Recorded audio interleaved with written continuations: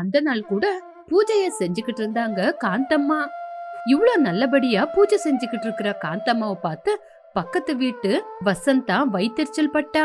பூஜை செஞ்சுக்கிட்டு இருக்கிற காந்தம்மா கிட்ட வந்து, இங்க பாருங்க காந்தம்மா, நீங்க பூஜை பண்ணுங்க, பண்ணாம போங்க. ஏன் பக்கத்து வீட்டுக்காரங்களுக்கெல்லாம் தொந்தரவு குடுக்கற மாதிரி எங்க புருஷனுங்க எங்களை திட்டுற மாதிரி வச்சுக்கிட்டு இருக்கீங்க. ஊரு முழுக்க உங்களை பத்தி தான் பேசிக்கிட்டு இருக்காங்க. ஆடி மாசம் வந்ததும் வந்துச்சு, செவ்வாய்க்கிழமை வெள்ளிக்கிழமைன்னு நீங்க பெருசா பூஜைய பண்ணிக்கிட்டே இருக்கீங்க. உங்களை பார்த்து அவங்களே பூஜை பண்றாங்க, நீங்க பண்ண மாட்டேங்கிறீங்கன்னு எங்க புருஷங்க திட்டுறாங்க. சரி, உங்க புருஷங்க சொல்ற மாதிரி அந்த பூஜையை செஞ்சாதான் என்ன? இந்த ஆடி மாசத்துல வீட்டுக்கு சகல ஐஸ்வர்யம் வர மாதிரி அந்த மகாலட்சுமிக்கு பூஜை பண்ணா என்ன? இதனால வீட்ல எப்பவுமே சந்தோஷம் நிறைஞ்சிருக்கும். அது கூடவா புரியாது? போதும் போதும், உங்க பேச்சு கேக்குறதுக்காக நாங்க ஒன்னும் வரல. எங்களுக்கும் தேவையான அளவுக்கு வேலை இருக்கு. சோம்பேறியா படுத்து தூங்குறாளே உங்க மருமக ரம்பா, ஊரு முழுக்க அவளை பத்தி தான் பேசிக்கிட்டு இருக்கு. உங்களால முடிஞ்சா ஊரு ஜனங்க உங்க மருமகளை பத்தி பேசாத மாதிரி அவங்க வாய் மூடுறதுக்கு ஏதாவது செய்யுங்க. அதை விட்டுட்டு ஊருக்கு விளக்கு பத்த வைக்கலாம் வராதீங்க. வசந்தா அப்படி சொன்ன உடனே காந்தம்மா ரொம்பவே கவலைப்பட்டாங்க. ஒரு வார்த்தை திருப்பி பேசாம அவங்க பாட்டுல பூஜை பண்ணிக்கிட்டு இருந்தாங்க. வசந்தா அங்கிருந்து கிளம்பி போனதுக்கு அப்புறம், அம்மா மகாலட்சுமி, உனக்கு ரொம்ப பிடிச்ச இந்த ஸ்ராவண மாசத்துல நான் பூஜை பண்ணிக்கிட்டு இருக்கேன். என் குடும்பம் நல்லா இருக்கிற மாதிரி நீதாமா பாத்துக்கணும். இப்படி காந்தம்மா பூஜை எல்லாம் முடிச்சுக்கிட்டு சமையல் அறைக்குள்ள போனாங்க. அங்க போய் பாக்கும்போது கம்பளிய போத்திக்கிட்டு தூக்கத்துல இருந்தா ரம்பா. அவளை பார்த்து கோவமா, என்னம்மா ரம்பா, என்ன பண்ணிக்கிட்டு இருக்க? இப்படி நின்னுகிட்டே தூங்குறதுக்கு உன் ரூமுக்கு போய் நிம்மதியா தூங்கலாம்ல. உன்னால நீ பண்ற அட்டகாசத்தினால அக்கம் பக்கம் இருக்கிறவங்க எல்லாம் என்ன அசிங்கமா பேசுறாங்க, உனக்கு தெரியுமா? அத்தையோட பேச்ச கேட்ட உடனே நடிச்சுக்கிட்டு தூங்காத மாதிரி வேலை செய்யற மாதிரி நாடகம் பண்ணா ரம்பா. ஐயோ அத்தை, அந்த வசந்தா பேசினது நான் கூட கேட்டேன். எனக்கு ரொம்ப கோவம் வந்துச்சு. வந்து திட்டிரலான்னு தான் பார்த்தேன். சமையல் அறைக்குள்ள வேலை இருந்துச்சுல, அவளுக்கு உங்களை பார்த்தாவே பொறாம அத்தை. தங்க மாதிரி இருக்கிற உங்களை அத்தனை பேச்சு பேசினா நான் சும்மா இருப்பேனா? நாளைக்கு காலையில வந்து சக்கரை கேப்பால, அந்த சக்கரைல உப்பு கலக்கி குடுக்கற, அத போட்டு குடிச்சிட்டு பேதி ஆகட்டும். வேண்டாமா வேண்டாம், அந்த மாதிரி வேலை மட்டும் செஞ்சிராத. எனக்கு நீ எதுக்காக இங்க இருக்கிறேன்னு இப்பதான் புரியுது. எதுக்காக அத்தை? அந்த வசந்தா வாசல்ல நின்னு அந்த கத்திக்கிட்டு இருந்தால, அவ பேசினது உன் காதுல விழுந்துருச்சு. அதனாலதான் நான் வீட்டுக்குள்ள வர்றதுக்கு முன்னாடி எந்திரிச்சு வந்து கிச்சன்ல ஏதோ வேலை செய்யற மாதிரி நாடகம் ஆடிக்கிட்டு இருக்க. இன்னைக்கு வெள்ளிக்கிழமை, பொட்ட பசங்க காலையில சீக்கிரமா எந்திரிச்சு பூஜை எல்லாம் செய்ய வேண்டாமா? எனக்கு அப்புறம் நீ இந்த வீட்டை பொறுப்பா எடுத்து நடத்துவ அப்படின்னு எனக்கு உன் மேல நம்பிக்கையே இல்லாம போயிடுச்சுமா. ஐயோ அத்தை, அவ்வளோ பேச்செல்லாம் சொல்லாதீங்க. நீங்க சொல்ற மாதிரியே செய்யறேன். நான் உனக்கு வேலை சொன்னா எந்த வேலையும் நீ சரியா செய்யாம இருந்தா நான் உனக்கு வேலையே சொல்ல மாட்டேன்னு எல்லா வேலையும் நாசம் பண்ற. ஏன் அத்தை, அந்த மாதிரி நான் என்ன பண்ண? முந்தா நேத்து துணி துவைக்க சொல்லும் போது நீ துணி துவைக்கும் போது என்ன பண்ணேன்னு கொஞ்சம் யோசிச்சு பாரு.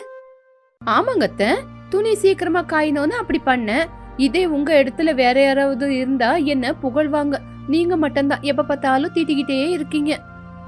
அன்னைக்கு துணியே துவைக்காம சும்மா தண்ணில அலசி அப்படியே காய போட்டிருக்க. நான் காலையில எந்திரிச்சு பாக்கும்போது அப்படியே கரைங்கெல்லாம் இருக்கு. ஐயோ அத்தை, அப்படி செஞ்சாதான் துணி சீக்கிரமா கிழிஞ்சு போகாது. ஒரு நாளிடி தண்ணில ஊற போட்டு அப்புறமா துவைக்கலான்னு தான் பார்த்தேன். ஆனா நீங்க திட்டுவீங்கன்னு அப்படியே தண்ணில இருந்து அழிச்சு போட்டுட்டேன். அது சரி, குழம்பு வையின்னு சொன்னப்போ நீ என்னம்மா செஞ்ச? பாவக்காய் குழம்பு வச்சேன். அந்த மாதிரி யாருமே பாவக்காய் குழம்ப வைக்கவே மாட்டாங்க. நான் வச்சேன். ஆனா என்ன பார்த்து நீங்க பெருமை தானே படணும். ஆனா நீங்க என்ன பண்ணீங்க? என்ன பார்த்து திட்டினீங்க. நீங்க பண்ணது மட்டும் சரியாங்கத்த? பாவக்காவை கட் பண்ணி அத உப்பு மிக்ஸ் பண்ணி காய வச்சு அதுக்கப்புறம் வத்தலா போட்டு கொடுப்பாங்க, பரவாயில்ல. ஆனா அந்த பாவக்காவை அப்படியே கசப்போட குழம்பு வச்சு கொடுத்தா யாருமா சாப்பிடுவா?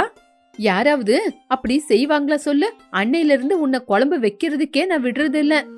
காந்தம்மா அப்படி திட்டிக்கிட்டு இருக்கும்போது ரம்பா எதுவுமே பேசாம ஒன்னும் தெரியாத மாதிரி நின்னுக்கிட்டு இருந்தா. அப்போ காந்தம்மா அங்கிருந்து கிளம்பி கோயிலுக்கு போயிட்டாங்க. இப்படி காந்தம்மா போகும்போது திரும்பி, இங்க பாருமா, நான் கோயிலுக்கு போயிட்டு வரேன். நான் வராங்காட்டியும் ஒரு நல்ல குழம்பு வச்சு வை. இதுதான் உனக்கு கடைசி வாய்ப்பு. இன்னைக்காவது ஒரு நல்ல குழம்பு வை. அப்படி சொல்லி காந்தம்மா கோயிலுக்கு கிளம்புனாங்க. காந்தம்மா போன உடனே ரம்பா அவளோட ரூமுக்குள்ள போய், மத்தியானம் சாப்பிடுறதுக்கு இன்னும் 3 மணி நேரம் இருக்கு. அத்தை வேற இப்போ கோயிலுக்கு போயிருக்காங்க. அத்தை லேட்டா தான் வீட்டுக்கு வருவாங்க. அவங்க வராங்கட்டியும் நான் ஒரு தூக்கம் தூங்கி எந்திரிச்சு அதுக்கப்புறம் கடகடன்னு சமைச்சு முடிச்சிடுறேன். இப்படி ரம்பா மறுபடியும் வந்து கொரட்டை விட்டு நல்லா தூங்குனா. கொரட்டை விட்டு தூங்குனதுனால டைம் ஆனதே அவளுக்கு தெரியல. அதுக்குள்ள மத்தியானம் ஆயிடுச்சு. காந்தம்மா கூட வீட்டுக்கு வந்துட்டாங்க. வீட்டுக்கு வந்த காந்தம்மா மருமகளோட ரூமுக்கு போய் கதவு தட்டினாங்க. மாமியாரோட சத்தத்தை கேட்ட உடனே அடிச்சு புடிச்சு எந்திரிச்ச ரம்பா, ஐயோ கடவுளே, கோயிலுக்கு போனவங்களும் வந்துட்டாங்களா? கொஞ்ச நேரம் தூங்கலான்னு பார்த்தேன். ஆனா இந்த மாதிரி தூங்குவேன்னு நினைக்கல. இப்போ ஏதாவது செய்யணுமே. அம்மா ரம்பா, எந்திரிமா, உனக்காக பிரசாதத்தை கொண்டு வந்திருக்கேன். கதவை திறந்து வாங்கிக்கம்மா.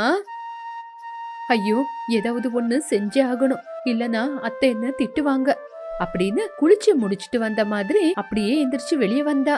அத்தை, வேலையெல்லாம் செஞ்சு முடிக்கும் போது லேட் ஆயிடுச்சா, அதான் இப்பதான் குளிச்சுட்டு வெளியே வர. சரிம்மா, இன்னைக்கு விரதம் இருந்தால, எனக்கு ரொம்ப பசி எடுக்குது, சீக்கிரமா வந்து சாப்பாடு கொடுமா. சரிங்க அத்தை, நீங்க இப்படி உக்காந்துருங்க, நான் போய் கொண்டு வரேன். அப்படி சொல்லி ரம்பா சமையலறைக்குள்ள போனா. ஐயோ, இப்ப என்னதான் பண்றது? இன்னும் நான் சமைக்கவே இல்ல. அத்தை என்னடானா பசிக்குதுன்னு சொல்றாங்க. இப்படி யோசிச்சுக்கிட்டு இருக்கும் போதே பக்கத்து வீட்டுல இருந்து கமகம வாசனை வந்துச்சு. அப்பதான் ரம்பாவுக்கு ஒரு யோசனையே வந்தது. உடனே ரம்பா பக்கத்து வீட்டுக்கு போய் அவங்க வீட்டுல இருந்து குழம்ப திருடிட்டு வந்து என்னவோ அவளே சமைச்ச மாதிரி கிச்சனுக்குள்ள இருந்து எடுத்துட்டு வந்து அவங்க மாமியாருக்கு சாப்பிடுங்கத்தேன்னு கொடுத்தா. இந்தாங்கத்த, சாப்பிடுங்க, உங்களுக்காக கஷ்டப்பட்டு செஞ்சேன், சாப்பிடுங்கத்த. ரம்பா கொடுத்த சாப்பாட மாமியார் சாப்பிட்டுக்கிட்டு இருந்தாங்க. ருசி நல்லா இருந்ததுனால, ஆஹா, இன்னைக்கு என் மருமக எவ்வளவு நல்லா சமைச்சிருக்கா, என் மருமகளோட கை ருசி இவ்வளவு ருசியா இருக்கும்னு எனக்கு தெரியவே தெரியாது. பாத்தியாமா, சோம்பேறித்தனம் படாம நீ வேலை செஞ்சா எவ்வளவு நல்லா சமைக்கிற அப்படின்னு. சரி வாமா, நீயும் உக்காந்து சாப்பிடு. அத்தை, நான் அப்புறமா சாப்பிடுறேன் அத்தை, நீங்க பெரியவங்க, நீங்க முதல்ல உக்காந்து சாப்பிடுங்க அத்தை. ஆஹா, என் மருமக ஒரே நாள்ல என் மருமகக்குள்ள எவ்வளோ மாற்றங்க வந்துருச்சு. மாமியார் புகழ்றத பார்த்து மருமக சந்தோஷப்பட்டா. அதுக்குள்ள பக்கத்து வீட்டுக்காரங்க எல்லாம் வீட்டுக்கு வந்தாங்க. சாப்பிட்டுக்கிட்டு இருக்கிற காந்தம்மாவை பார்த்து, என்ன காந்தம்மா, ருசியா இருக்குன்னு கைய வலிச்சு வலிச்சு சாப்பிடுற மாதிரி இருக்கு. பக்கத்து வீட்டுல இருந்து திருடிதான் சாப்பிடுறதா? பேசுறதெல்லாம் நியாயம் தர்மம்னு பேசுறது, அதுக்கப்புறம் சாப்பிடும் போது மட்டும் திருட்டுத்தனம் செஞ்சு சாப்பிடுறது. என்னடி சாரதா, பாக்குறதுக்கு தான் வந்தியா? என் வீட்டுல வச்ச குழம்பையும் திருடிக்கிட்டு வந்துட்டாங்க. அவங்க சாப்பிடுற வயிறு நாசமா போவ, வயிறு வலி எடுக்க, வாந்தி எடுக்க, அவங்க சாப்பாடே சரியா சாப்பிடக்கூடாது. நிறுத்துங்கம்மா, நிறுத்துங்க. என் வீட்டுக்கு வந்து என்னையே திட்டிக்கிட்டு இருக்கீங்க? என்ன, யாரு குழம்ப திருடிட்டு வந்தா? ஆமாங்கம்மா, ஆமா, குழம்ப திருடிட்டு வந்துட்டாங்க. யாருன்னு பாக்குறீங்களா? அதோ உங்க பக்கத்துல நிக்கிதே அந்த பொண்ணு, உங்க மருமக.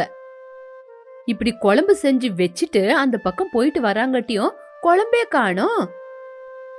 நான் குழம்பு வச்சா 8 ஊருக்கு பரவும் என் குழம்பு வாசனை. என் குழம்பு உங்க வீட்டுலதான் இருக்குன்னு என் குழம்போட வாசனை வச்சே கண்டுபிடிச்சிட்டேன். மருமக திருடிட்டு வந்து கொடுத்தாலாம், மாமியார் உட்காந்து சாப்பிடுறாளாம். வசந்தா சாரதா இப்படி திட்டிக்கிட்டு இருக்கும்போது காந்தம்மாவுக்கு என்ன செய்யணும்னு தெரியாம மருமகளை பார்த்தாங்க.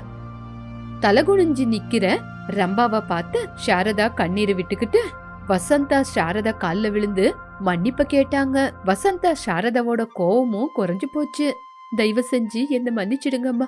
என் மருமக செஞ்ச தப்புக்கு நான் உங்ககிட்ட மன்னிப்பு கேக்குறேன். தயவு செஞ்சு நீங்க செஞ்ச குழம்பு எடுத்துக்கிட்டு எதுவுமே பேசாம போயிடுங்கம்மா. அப்படி காந்தம்மா சொன்ன உடனே வசந்தா சாரதா அங்கிருந்து கிளம்பி போயிட்டாங்க. அவங்க 2 பேரும் போனதுக்கு அப்புறம் காந்தம்மா அவங்களோட துணிமணி எல்லாம் எடுத்துக்கிட்டு, அத்தை, எங்கத்த கிளம்பிட்டீங்க? தயவு செஞ்சு என்ன மன்னிச்சிடுங்க அத்தை. இதுக்கப்புறம் இந்த மாதிரி ஒரு தப்ப நான் செய்யவே மாட்டேன். இல்லம்மா, இனிமே இந்த வீட்ல என்னால இருக்க முடியாது.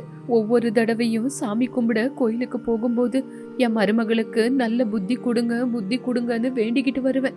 ஆனா எவ்வளவுதான் வேண்டுனாலும் உனக்குள்ள நீ மாறவே மாட்ட. இப்படி துணிமணி எல்லாம் எடுத்துக்கிட்டு காந்தம்மா வீட்டுக்குள்ள இருந்து வெளியே வந்துட்டாங்க. வீட்டை விட்டு வெளியே போற காந்தம்மாவை பார்த்து பக்கத்து வீட்டுக்காரங்க எல்லாம் சிரிச்சுக்கிட்டு இருந்தாங்க. ஆனா ரம்பா மட்டும் கவலையோட கண்ணீரோட நின்னா. அத்தை, என்ன மன்னிச்சிடுங்க அத்தை. தயவு செஞ்சு வீட்டை விட்டு மட்டும் வெளியே போகாதீங்க அத்தை. இது ஒரே தடவை, என்ன மன்னிச்சிடுங்க. நாளையில இருந்து இந்த மாதிரி ஒரு தப்பை என்னைக்குமே நான் செய்ய மாட்டாத்த. இப்படி காந்தம்மா கையில இருந்து பேக புடுங்கிக்கிட்டு வீட்டுக்குள்ள கூட்டிட்டு வந்தா. காந்தம்மா எதுவுமே பேசாம மௌனமாவே இருந்தாங்க. அன்னைக்கு முழுக்க 2 பேரும் எதுவுமே பேசிக்கல.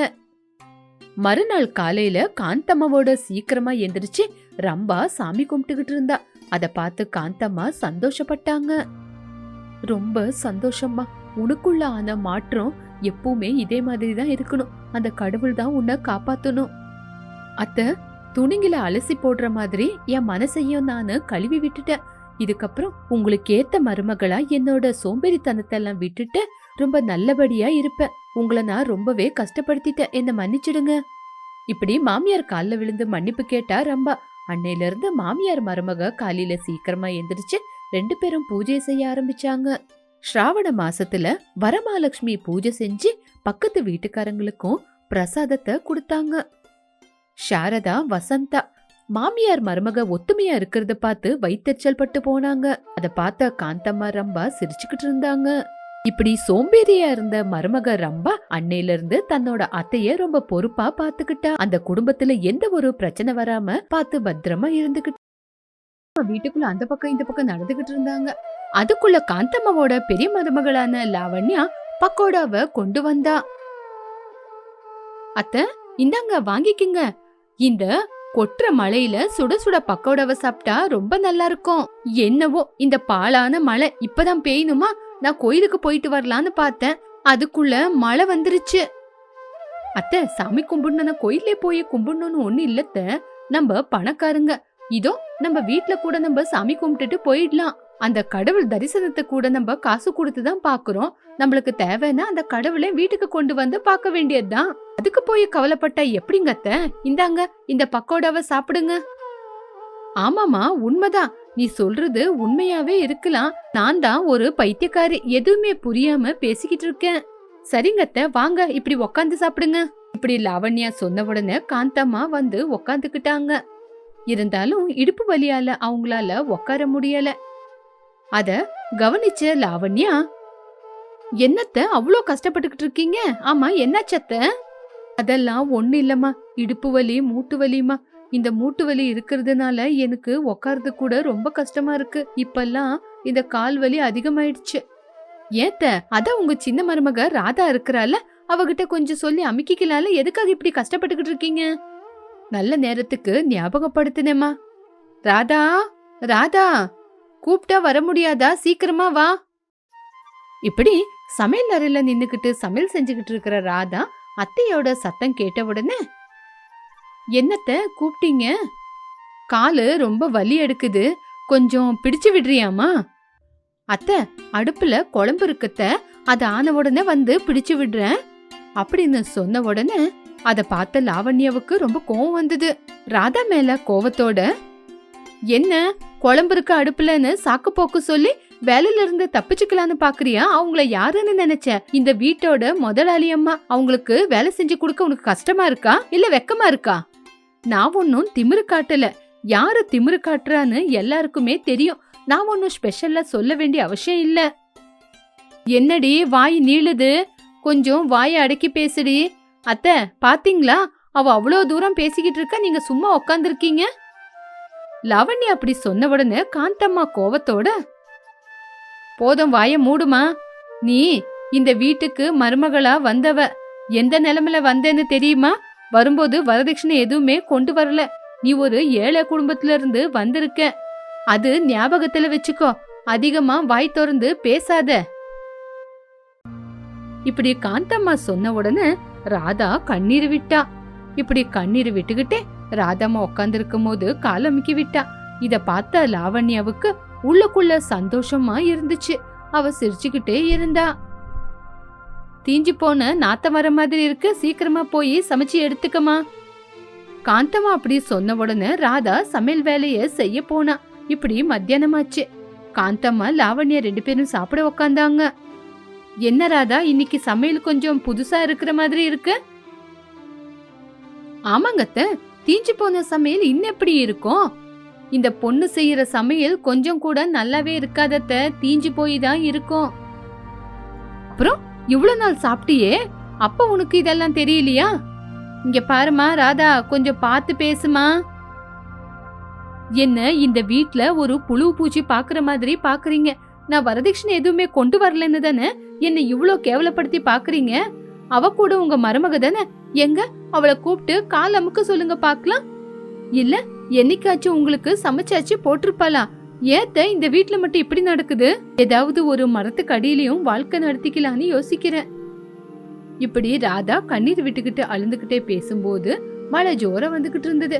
அதுக்குள்ள லாவண்யாவோட அம்மாவும் அவளோட அக்காவும் அவளை பாக்குறதுக்காக அந்த மலையில அங்க வந்தாங்க. வாங்க வாங்க, ரொம்ப நாள் ஆச்சு எங்க வீட்டுக்கு வந்து. நல்லா இருக்கீங்களா?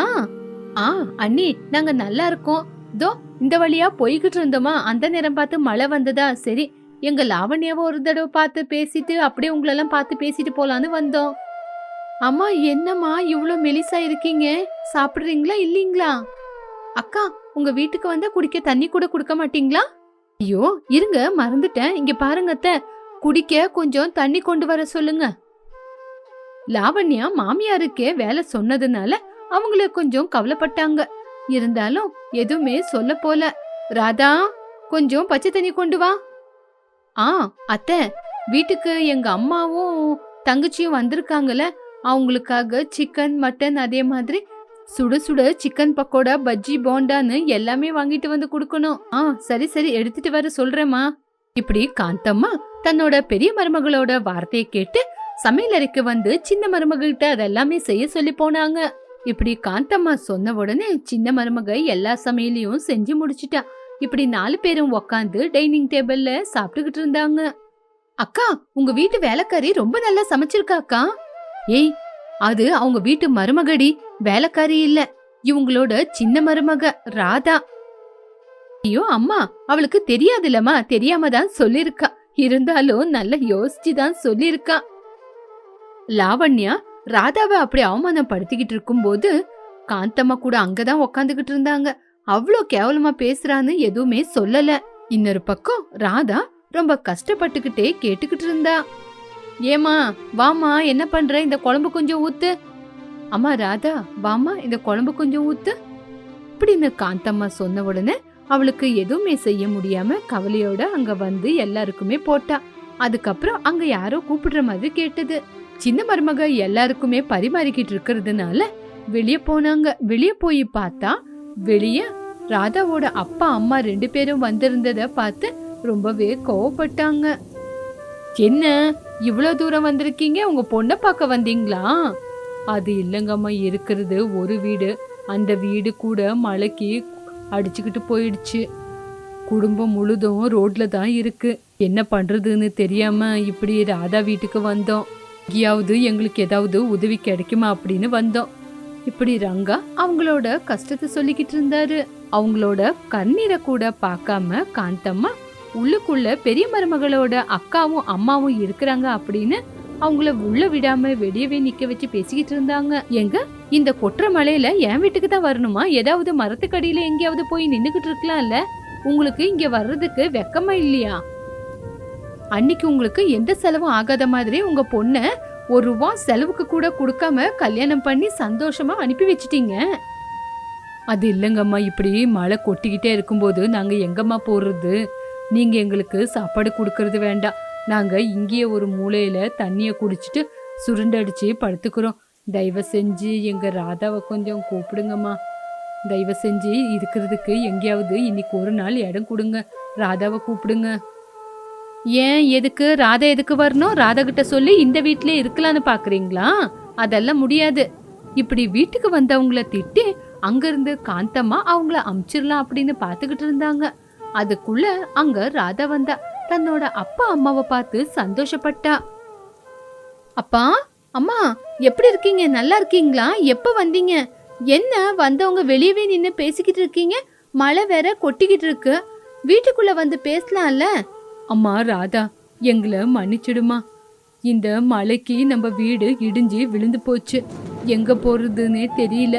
அதுதான் உன்னை ஒரு தடவை பார்க்கலான்னு வந்தோம். அப்பா அம்மா கவலைப்படாதீங்க, மழை குறையிற வரைக்கும் இங்கே இருங்க அப்படின்னு சொன்ன உடனே காந்தம்மாவுக்கு கோவம் வந்துச்சு. எங்கிக்கிடி எல்லாரையுமே உள்ள கூப்பிடுற, எல்லாரும் வந்து வந்து இங்க வந்து சாப்பிட்டு போவ, இது என்ன சத்திரமா? வீட்டுக்குள்ள என்னோட பணக்கார சம்பந்தி இருக்காங்க. அத்தை, எங்க அப்பா அம்மா கூட உங்களுக்கு சம்பந்திங்க தான், ஆனா ஏழைங்க, அதனால அவங்க வீட்டுக்குள்ள வரக்கூடாதுன்னு நீங்க யோசிக்கிறீங்களா? இங்க பாருங்க, நான் உங்களுக்கு எதுவுமே சொல்ல மாட்டேன். முதல்ல இந்த இடத்த விட்டு கிளம்புங்க. உங்களுக்கு வீட்டுக்குள்ள வரணும்னா வீட்டுக்குள்ள வர்றது வேண்டாம். அங்க பாருங்க மாட்டு கொட்டையே இருக்கு. மழை நிக்கிற வரைக்கும் அங்கே தங்கிட்டு அப்படியே ஏஞ்சி போங்க. காந்தம்மா அப்படி சொன்ன உடனே ரங்கையா கவலையோட கண்ணீர் விட்டான். அப்போ அந்த நேரம் பார்த்து ராதா அவளோட அப்பா அம்மாவை மாட்டு கொட்டாய்க்கு கூட்டிட்டு போனா. காந்தம்மா ராதாவோட அப்பா அம்மாவை ரொம்ப அவமானப்படுத்தி பேசிட்டாங்க. பேசிட்டு வீட்டுக்குள்ள வந்ததுக்கு அப்புறம் மருமக அப்பாவை கட்டி பிடிச்சி அழுதுகிட்டு இருந்தா. அப்பா, என்ன மன்னிச்சிடுங்க, என்னால உங்களுக்கு எந்த உதவியும் செய்ய முடியல, என்ன மன்னிச்சிடுமா. இந்த மாதிரி ஒரு வீட்டுக்கு உன்னை மருமகளா அனுப்பி வச்சது என்னோட தப்புதான். இவங்கள நீ பாக்கும்போது இந்த வீட்டுல எவ்வளவு நரகத்தை அனுபவிக்கிறேன்னு என்னால புரிஞ்சுக்க முடியுதுமா. இப்படி ரங்கையா அவரோட பொண்ணை கட்டி பிடிச்சுக்கிட்டு அழுந்துகிட்டு இருந்தாரு. காந்தம்மா வீட்டுக்குள்ள இருந்து ஒரே சத்தம் கேட்டுக்கிட்டு இருந்தது. அந்த சத்தத்தை கேட்டு அவங்க எல்லாருமே, ராதா உள்ளவாமா, என்ன நடந்துச்சுன்னு பாக்கலாம், உள்ள யாரோ கத்திக்கிட்டு இருக்காங்க, அவங்களுக்கு என்னாச்சுன்னே தெரியல. பா வேண்டாம்ப்பா, மறுபடியும் அங்க போனா பண திமிருல அவங்க உங்களை எவ்வளவு வேணா கேவலப்படுத்துவாங்க, வேண்டாம்ப்பா, நம்ம இங்கே நிக்கலாம். இப்படி ராதா ரங்கையா கிட்ட சொன்னா. ஆனா வீட்டுக்குள்ள இருந்து மறுபடியும் அதிகமா யாரோ சத்தம் போட்டுக்கிட்டு இருக்கிறது கேட்டுச்சு. உடனே ரங்காவும் ராதாவும் வீட்டுக்குள்ள வந்து பார்த்தாங்க. அங்க கரண்ட் ஷாக் அடிச்சு காந்தம்மாவும் சாந்தா 2 பேரும் கரண்ட் ஷாக்ல கஷ்டப்பட்டுக்கிட்டு இருந்தாங்க. அதான் அந்த கோலேடு, பத்திரமா அந்த கோல்லையே ஒரு அடி குடுமா அவங்களுக்கு. சரிங்கப்பா அப்படின்னு அவங்க 2 பேரையும் கரண்ட் ஷாக்ல இருந்து காப்பாத்துனா. பொழைச்சு வந்த ரங்கம்மா அவங்கள கையெடுத்து கும்பிட்டாங்க. அத்தை, நீங்க இப்படி கரண்ட் ஷாக் அடிச்சு கஷ்டப்பட்டுக்கிட்டு இருக்கும்போது உங்களை வந்து காப்பாத்துந்து ஏழைங்களோ பணக்காரங்களோ இல்ல வீடு இல்லாதவங்களோ இல்லத்த, மழைக்கு ஒரு பக்கம் ஒதுங்கலான்னு நினைச்ச ஒரு சின்ன ஏழை குடும்பம், அவ்வளவுதான். என்ன அப்படி மன்னிச்சிடுமா, பணம் இருக்குன்ற திமிர்ல அப்படியெல்லாம் பேசிட்டேன். உங்க ருணத்தை என்னால தீர்க்க முடியாது. நீங்க வீடு இல்லாம வெளிய கஷ்டப்படுறீங்க அப்படின்னு சொல்றீங்க. எங்க பங்களால வந்து இருங்க, நான் உங்களை ரொம்ப நல்லா பாத்துக்கிறேன். இல்ல இல்ல, அவங்க எங்கேயுமே வரமாட்டாங்க. அவங்க என் சொந்தக்காரங்க, என்னோட சம்பந்தி, என் வீட்டுலதான் இருக்க போறாங்க. நானே அவங்களுக்கு ஒரு புது வீட கட்டி கொடுக்க போறேன். காந்தம்மா அப்படி சொன்ன உடனே ராதா ரங்கையா 2 பேரும் ரொம்பவே சந்தோஷப்பட்டாங்க. இப்படி மழை காலம் முடியற வரைக்கும் ஏழை மருமகளோட அப்பா அம்மா அங்கேயே இருந்தாங்க. கொஞ்ச நாள்லயே காந்தம்மா அவங்களுக்காக கட்டி கொடுத்த புது வீட்டுக்கு போனாங்க அந்த தம்பதிங்க. இப்படி அந்த சம்பவத்துக்கு அப்புறம் லாவண்யா ராதா 2 பேரும் ஒத்துமையா எந்த சண்டை சச்சரவும் இல்லாம சந்தோஷமா வாழ ஆரம்பிச்சாங்க. காந்தம்மா கூட 2 மருமகளையும் வேற வேற பார்க்காம நல்லபடியா நடத்துனாங்க.